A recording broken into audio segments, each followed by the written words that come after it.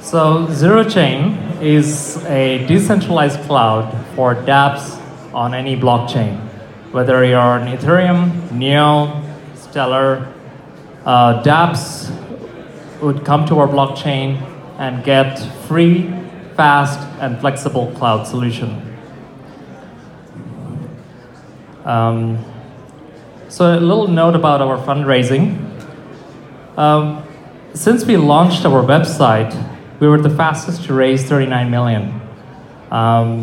It's kind of interesting because we didn't have any public appearance, and January 16th was our first public appearance, and after that, we were able to raise 39. We were able to raise our hard cap, even though we had interest of 2 or 3 times more.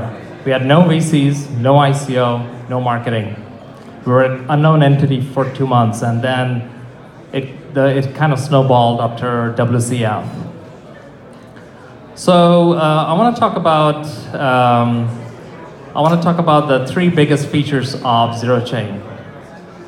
So first, it's flexible. You can create your own chain. Now, there has been a lot of dApps that have been talking earlier about creating their own chain, and there's no need to do such.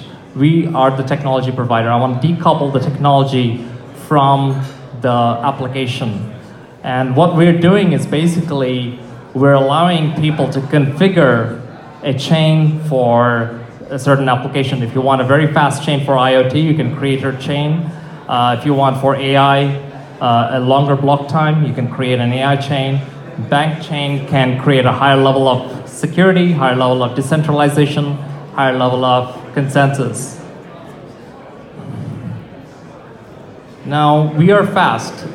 How fast are we? Well, people are talking about seconds. I know Ripple said they're the fastest, 3 seconds, which is great. We want to achieve sub-second finality, and we can even go lower. Our main chain that will be coming out, our testnet will be in April timeframe, April-May timeframe. We want to achieve sub-second finality.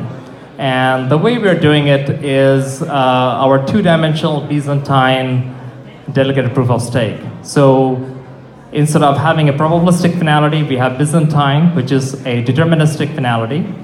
And we are making the block generation and verification in a 2-dimensional fashion. So that adds a layer of security, and that adds a layer of speed. We also want to make our cloud free. You go to a bank, you get free bank services. So why can't cloud be like that? So we want to make our cloud free. So your cost that you pay Amazon on a yearly basis becomes an asset. You can move that asset and be able to get free computing and storage services. How do we make that free? Well, we have protocols, but in addition to the protocols, inflation protocol, token hold protocol, and several miner selection protocol, we are separating the duties of the miners. Today, miners do everything. What we're doing is separating the role of the miners, the sharders. So the miners mine blocks, sharders store the blocks, and blobbers store unstructured data, video and audio files. And that way, the miners are happy, and the investors are happy because there is less inflation. The miners are happy because they are now optimizing their infrastructure and able to get the same payout that you would in a regular business. And investors are happy because they get low inflation. So the last thing I want to talk about is we have essentially infinite scalability. I know people are talking about transactions per second. The way we're viewing our blockchain is that we're going to have lots of transactions per second, but the marketplace will transform in a way where a lot of enterprises will create their own chains. So as a result of that, you will have a lot of parallel chains that will have essentially infinite scalability. So we will have infinite chains, parallel computing within each chain that will give you lots of transactions per second. And our stretch goal is 1 million transactions per second. We're going to start at 10,000 and go from there. So what's our timeline? Well, right now, we are executing three things in parallel. We're executing the writing of the white papers and associated proofs of protocols, and there are several protocols. There's miners protocol, storage protocol, shuffling protocol, shuffling of the miners from the active set to the bench set. There's miner selection protocol. There is token payout protocol for the miners. There's a hold protocol, token hold protocol for the dApps.